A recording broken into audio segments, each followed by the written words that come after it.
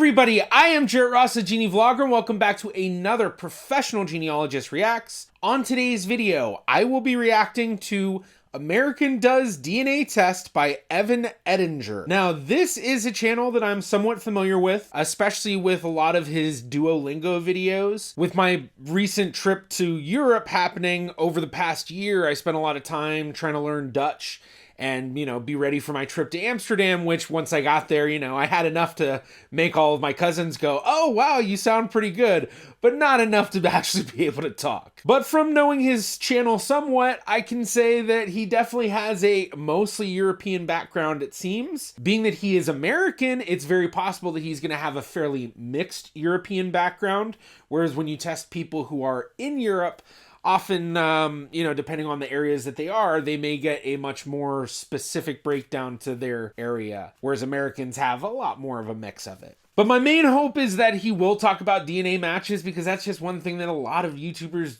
just don't seem to talk about. And I know one of his big videos is talking about his Tinder matches, but I guess, very different kind of matching there. But let's not say anything else and we'll just jump right in. Now, I am an American, okay? I'm as American as you can get, kind of, except for the fact that I'm trying to move here to the UK. But besides that, my heritage, as far as I'm aware, is very, very American. My dad and mother, both American. My dad's my dad's mom, my mom's my mom's dad, they're both American. And then just Americans all the way up. It's like turtles all the way down, except the opposite. We're all American. I don't know what I am. Most Americans know where they're from to some extent. They're like, oh, I'm like 1/20th Irish, so top of the morning to you laddies. No, I don't have... I've actually seen in my experience with most Americans is that they'll know maybe one or two of their main ancestries, and that a lot of Americans really don't have a good idea of their general ancestry. So, a lot of times those people are like, oh yeah, I'm Irish, when you actually look at their family tree, especially if they're like Americans who, their Irish came in the 1800s or something, you take a look and yeah, they have a good amount of Irish, but then you see that, oh yeah, they actually have some really old English and some really old Dutch and some, maybe some German or French somewhere, and just, I don't know, just all sorts of stuff. So I haven't experienced that as much with people, is what he's saying. Have any of that, but my mom, she believes her side is very Swedish, so it's going to be exciting to see, is that true? Do I have Swedish in me? Maybe. Inga-dinga-dorgan. It's my only Swedish, I'm sorry to offend you. And also, Edinger is a German name, so possibly it could be Germanic. Who knows? It would have been funny if I'm learning German and doing all this cool stuff for my heritage, and it turns out, nope, you're from Czechoslovakia. Whoopsie. So basically, if you're unaware, there's a service called 20... Yeah, the DNA test is not going to be able to tell very well between Germans and Czechoslovakians. Although I guess now it's not really Czechoslovakians, it's Czechians and Slovakians. This service also allows looking into your health information. Finding the health information isn't necessary. It's also really scary. You could say it's necessary. I feel like I'd rather know, I feel like it would just sit in my conscience knowing that I could know the information, especially when it's considering telling you, like, you have a higher risk of this type of cancer or Alzheimer's, for instance, because Alzheimer's is something that really scares me. I can't remember why. Oh yes, because every single member of my, grandparent family and the great-grandparent they have all got Alzheimer's. One thing I should say with these tests that I say in almost every video that the medical stuff comes up in is that these tests are not medical-grade tests. The medical stuff can be very useful in helping you understand whether you may be at a higher risk of something, but if you take one of these tests and it says we don't find any variants that show that you're at risk of this disease, it doesn't mean that you're not at risk of that disease. So if you take these tests and, like he said, he has a history of Alzheimer's in his family, and they say, oh, you're on the lower end, and he's like, oh, sweet, I don't have anything to worry about. Well, that may not necessarily be the case. The way that these tests work is that they've just taken variants that they know through different studies that it correlates to specific sorts of diseases and things like traits and all of that. But it's really much more complicated than that. And those variants that they're looking for are just one small part of the entire thing. So if you do take these tests and you're like, you know what, I got this one reading that seems really scary to me, it says I have a high chance of it, that, maybe I should figure something out, go and speak to a geneticist, go and speak to a medical doctor, speak to people that actually know the medical side of things and can get you the medical grade tests. And as well, if you're someone who has a history of Alzheimer's in your family and you really want to know for sure, do I have a risk of this? Do I not? Taking one of these 23andMe tests, it can give you an idea, but it'd be much better to go and speak to a geneticist and find out what's the proper way to go through those channels to get it figured out. So let's continue. I have to see. Here we go. My results are in. Without further ado, Let's see where I'm from. All right, let's view the results. Okay, your DNA suggests 29.9% French and German. Knowing 23andMe, that blue is that's the color that they use for Europe, so he seems to be 100% European, although it's very possible that some of that might be jumping into some of the Mediterranean ties to 3 other areas. populations. That's quite interesting. I didn't know there was any French in me. Does that mean I have to learn? Doesn't mean that you have French. It's just they're lumping French and German together because they just said, look, these two population groups between France and Germany, there's so much overlap within the DNA that there's no way we can decipher these groups from each other. And so they call it French and German. Does it mean that you have French ancestry? Not necessarily. Does it mean you have German ancestry? Not necessarily. Does it mean that you have both? Not necessarily. It could also be, it might just be Dutch ancestry. And it just happens to be that that's what's being read as French and German. And he doesn't really have much French-German ancestry. It's Dutch. 100% of my relatives have British and Irish ancestry? What? I'm truly British. Let's get into the report. This is insane. This is so cool. 100% European. I guess that makes sense. Let's see. We got French and German is 29.9%. French and German people. And you can see we predict you had ancestors in Germany within the last 200 years. This is the older test. This is, how old is this video? What is this? 4 years old. Oh, wow. It's not going to show up on the screen. But yeah, this video is 4 years old. So I think this might have been before they started rolling out some of the other stuff they have nowadays. But with that saying Germany, then it's basically just saying that from what they have in their data and how they calculate these things, they're coming to the conclusion that of that French and German reading, they're deciphering that it's probably more likely German. People descend from ancient Celtic and Germanic, or at least the majority of it, populations, and they inhabit an area extending from the Netherlands to Austria. That makes sense. So it turns out my mom wasn't making this all up. 28.6% Scandinavian. Maybe it is true. A lot of stuff came from Sweden. Scandinavians owe much of it. We predict you had ancestors in Norway, Sweden, and Denmark within the last 200 years. Linguistic and genetic heritage to medieval North Germanic tribes. So basically, I'm either Western German or Northern German. Not Germanic. We'll see. Or both. That'd be funny if he ends up being from like the Schleswig-Holstein region, which is that area that's like right between Denmark and Germany. That's basically gone back and forth between Germany and Denmark. And then 25.6% British and Irish. What? This is so cool. What the heck? We predict you had ancestors in the UK and Ireland within the last 200 years. Wow. What the heck? So he's basically a very typical mix of Northwestern European, which funny enough, right as I say that, I see right below, broadly Northwestern European, 15.1%.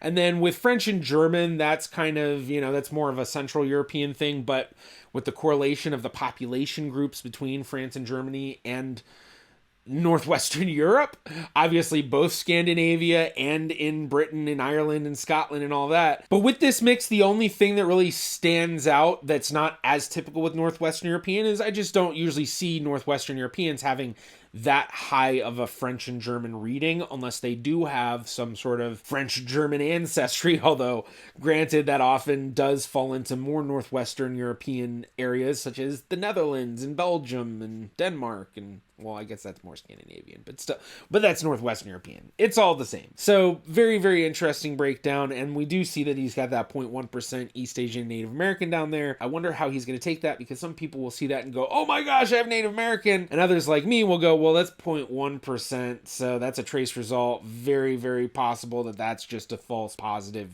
reading. This is crazy. Same with Norway, Sweden, same with Germany. What? So basically, if I'm trying to make the math simple, I'm a quarter German, I'm a quarter Scandinavian, a quarter British, and then a quarter just everything else, basically. Native American? Oh, wow. No, what? Yeah, not really. The broadleys aren't everything else. It's just that it's DNA that is so indecipherable from all of these different population groups because they all share it, that it's basically, well, we'll just call it Northwestern European because it's somewhere Northwestern European, or Northwestern Europe. So it doesn't mean everywhere else. You can just say somewhere in Northwestern Europe. This is why I'm really hopeful he'll talk about his genetic matches, because obviously he's going to get a lot more from building a tree and using genetic matches to expand on that. How can I be 0.1%? 0.1? Does that mean like my great great great great great great great great great great great great great great great great? Actually, it doesn't necessarily have to go back that far, but yeah, no, I mean, the way that it works, if you're trying to decipher if this is true, so we have to take a couple assumptions. Number one, the assumption is that this 0.1% is coming from one recent common ancestor, not multiple. So an easy way to think of that is that one through your mom's side and one through your dad's side. If that's going to be the case, then obviously we're going to have to re-figure that out. But under the assumption that it's just your most recent Indian ancestor, your most recent Native American ancestor was so far back within your tree and it's just one person, then the way that you figure it out is just going half and half each generation. So 50% from your parents, 25% from your grandparents, and so on and so forth until you get down to 0.1%, which by the time you get down to 0.1%, that's probably going to be about like 6th, 7th great grandparent, 8th great grandparent. But because of the randomness of recombination, technically you could get 0.1% DNA from like a 3rd great grandparent or a 4th great grandparent or something, just because you may just not inherited that much from that ancestor. But if this were true and it's coming from one recent ancestor, then that's what he'd need to do, is build his family tree so he identified every single 4th great grandparent and every single 5th great grandparent and 6th great and so on. And if you are able to do that, which most people are not, because by the time you're getting that back that far, you're looking at each generation as hundreds of ancestors. But it's very possible that you're just not going to be able to identify it. But that's all assuming it's true. And with 0.1%,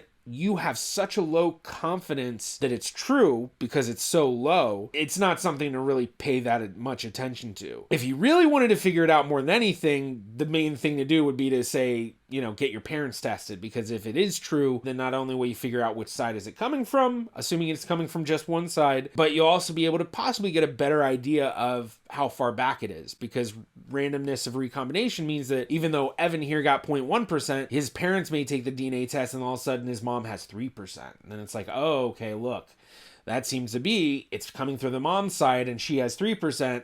So then we can keep going with that. And then you'd want to test more relatives from your mom's side. You'd want to look for your genetic matches who have significant amounts of Native American ancestry, most especially people that are almost 100% Native American, and just, build from there. There's certainly something you can do with stuff like this 0.1%. But from my standpoint, I would say that you're probably going to end up wasting a lot of time if you focus a lot of energy on that, especially without DNA testing more family members. My grandfather was like Navajo or something. What? So it looks like broadly Northwestern European is basically Germany, France, and the UK anyway, and Sweden, which I've already included in this. So essentially, I'm a 3rd German, a 3rd British, and a 3rd Scandinavian.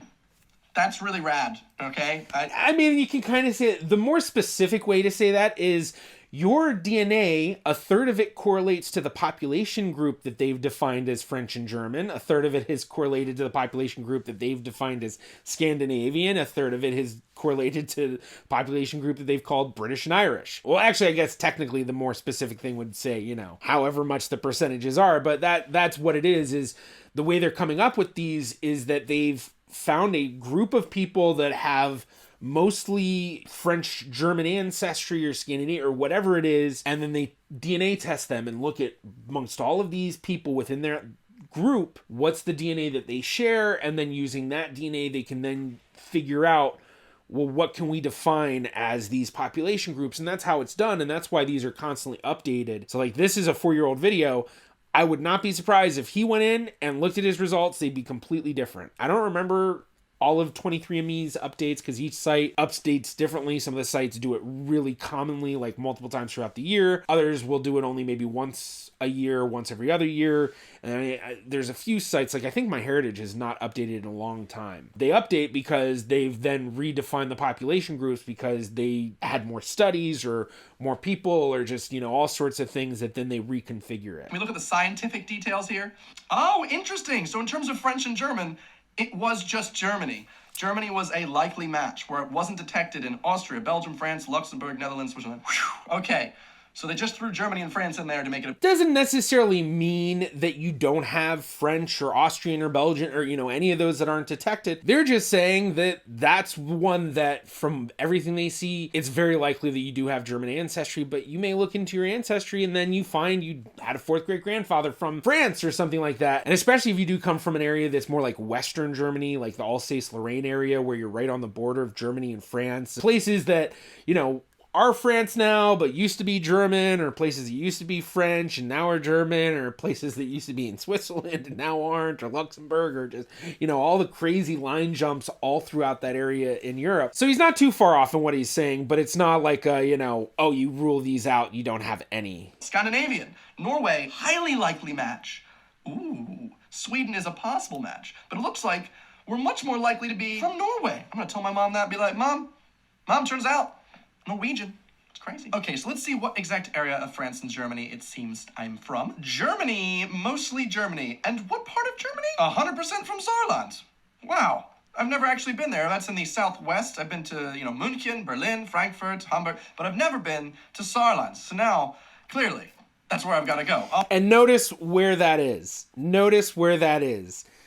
Western Germany, right on the border with France and near the border of Belgium. And it's not highlighting Luxembourg, is it? That's kind of hard to tell. Is that highlighting Luxembourg, or is that just the region in Germany? I think that's just the region in Germany. But basically, it's like right on the border of what I was talking about. So that's probably one of those areas that you look at the history of it, and it's jumped back and forth. The borders jump back and forth on it so many times. Oh my gosh, that's so cool. My ancestors are from one area of Germany. That's exactly what I wanted from this, man. That's actually super cool. But don't take it as if they were only from that area. This is the stuff that genealogists hate.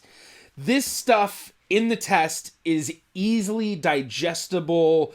Ooh, I come from this area, great. But don't take it as this is the only place you come from. You're not getting the full story. Do the genealogy. They do this stuff, they give you these readings and these reports so that it's easily digestible, it's easily understandable, and it's like, oh cool, now I know. And then a lot of people will be like, all right, I'm done. But from a genealogy standpoint, my hope is that this would be the kind of stuff where they go, not, oh, okay, cool. This is the answer. That's where I'm from. I'm done. Instead, I want them to be like, oh man, what's the story there? What's the, how long have we lived there? Were they really only from there? And doing the actual genealogy and building it out and getting the stories, because wouldn't you much rather know what your third or fourth great grandfather was doing in Germany, in that area, and what his life was like, and, especially in an area that was so tumultuous with the border jumping over it all the time. You had ancestors that lived through some amazing stuff around that area, but even more, you probably had ancestors that came from other areas, and ancestors that you're never going to know anything about just by getting this type of a result. So,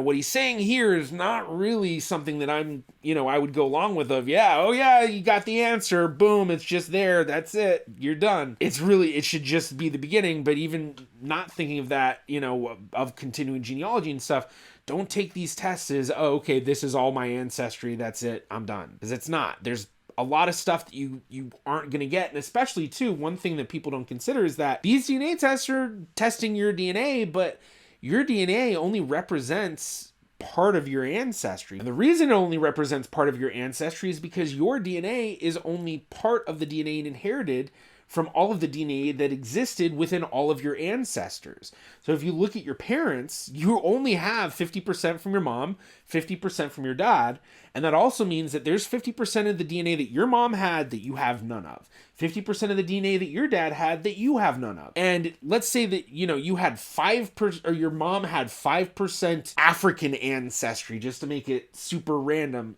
very different than Europe. And then you just ended up not inheriting any of that 5% of that DNA. Well, then you take this DNA test and that African ancestry, you're not going to see it. And this is the same reason why genealogists will always suggest to people that have parents and grandparents alive, or just older generation relatives alive, is get the older generations to test, because with each generation, there's all sorts of DNA that then is not being inherited. All right, let's continue. Okay, so what area of Scandinavia are my family from? So it looks like the southern bits of Norway are most highly likely. What's the one that's incredibly likely here?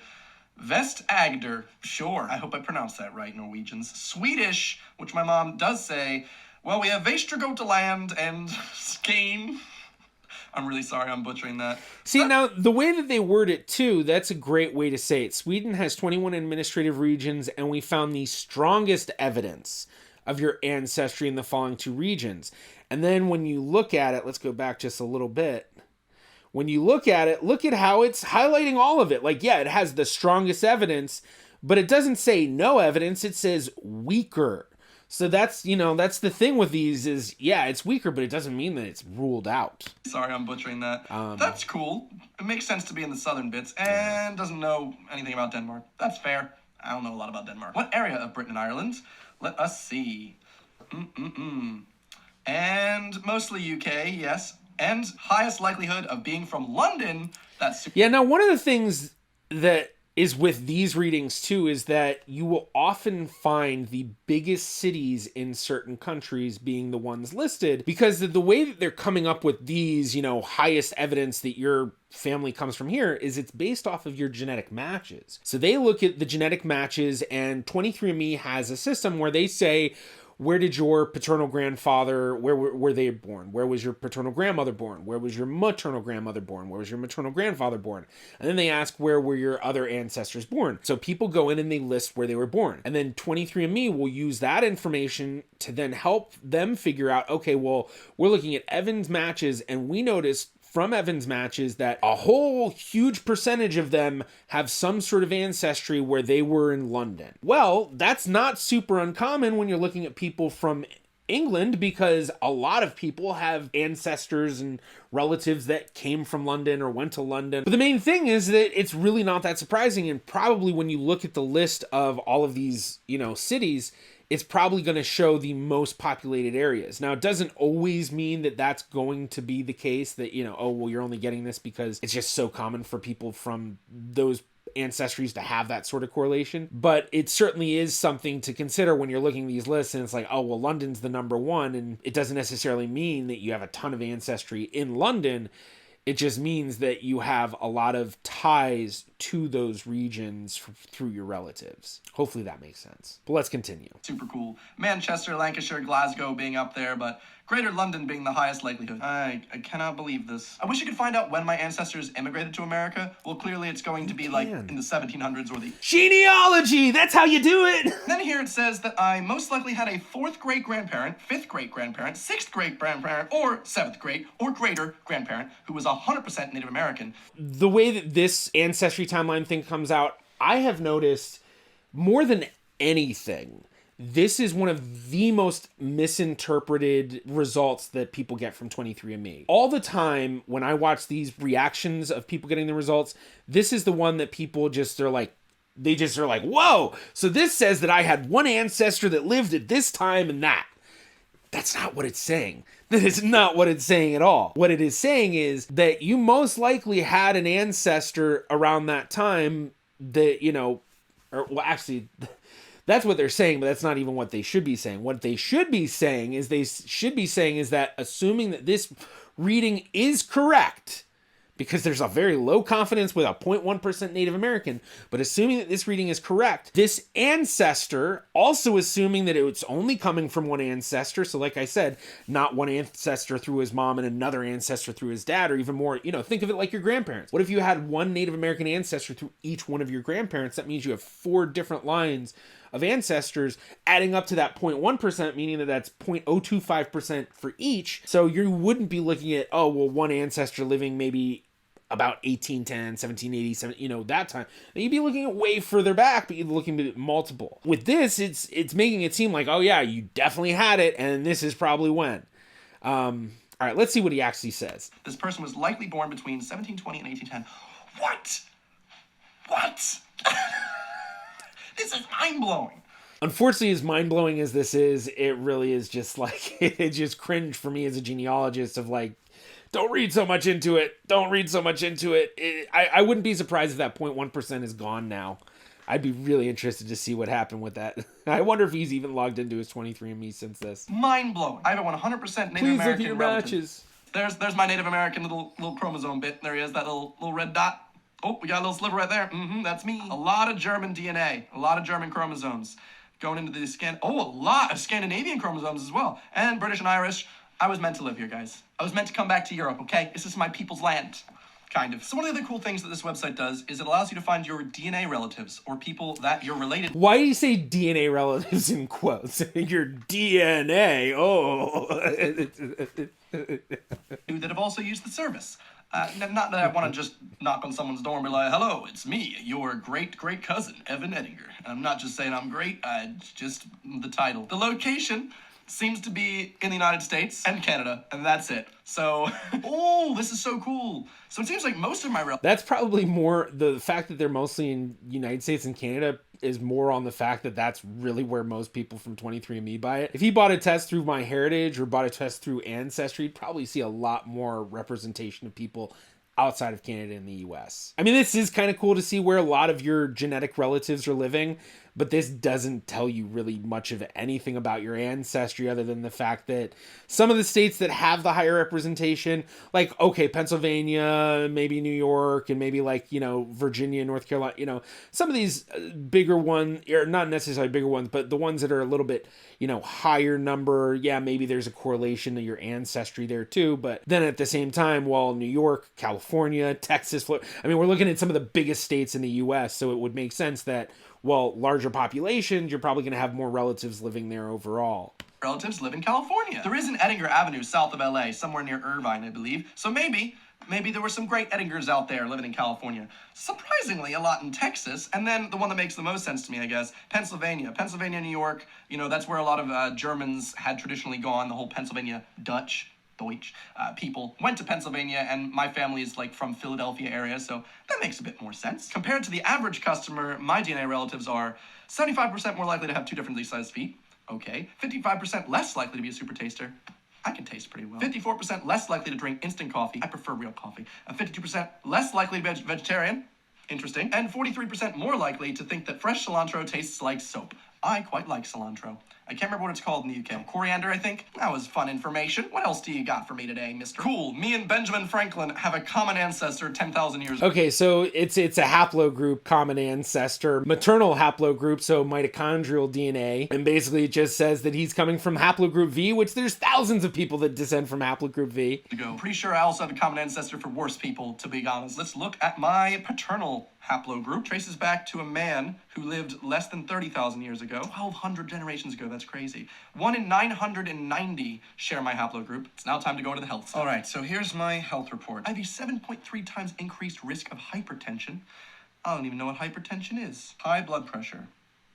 Oh, well, I have really low blood pressure, so I guess it doesn't affect me as much, hopefully. Oof, and there it is. I have a 2 times risk of getting Alzheimer's disease.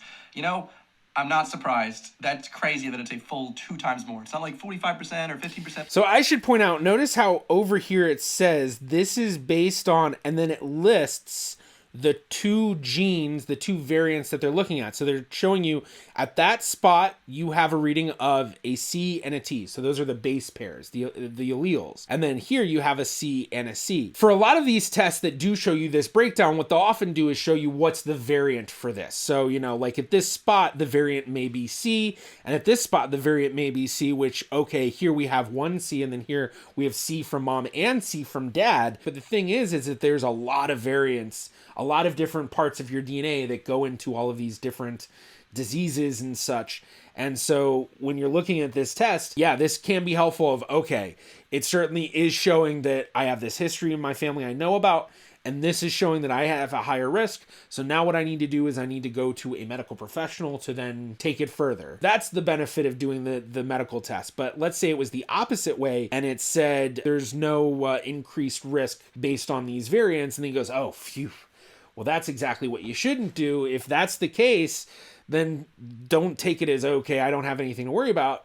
You need to understand that, okay, well, seems I have less of a risk, but it doesn't mean I have no risk. And so you still should talk to a medical professional if you have a family history of this kind of stuff. You know, that's the big disclaimer, I think, with these types of medical results, is just understanding that you got to take these results with a grain of salt, and these are not medical grade tests. I feel like I know a lot more about myself now, and I'm really thankful that I did this thing. It was pretty darn cool. If you guys have ever done anything like this, please tell me below, because it'd be really interesting to hear like what you expected to hear back from this and then what you actually got. I don't know. It'd be interesting. Okay, so that video was okay. I was, you know, hoping for a bit more talking about the actual relatives and not looking at like relative statistics. I think it is kind of funny that, throughout the video, he was kind of talking a little bit about, well, I wonder if I could, learn the story. That's what genealogy does. So you've taken the DNA test, you're already a step ahead of a lot of people with that. So now it's building the family trees, and that's where you get the stories. My YouTuber family tree series, where I've traced the family trees of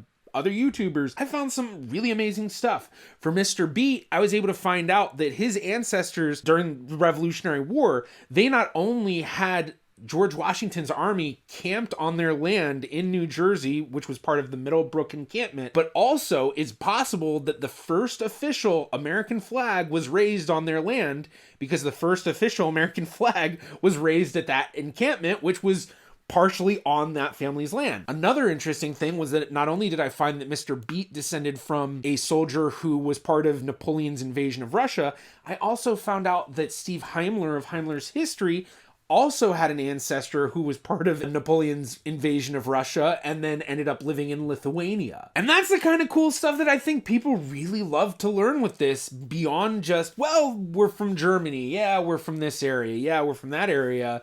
It's so much cooler being able to know, like, well, my third great grandfather lived in this town and he was this and he did this and there's this story about him, and just, the actual history. When people look back on your life, would you like them to know your story, or do you just want them to be like, yeah, I have an American ancestor?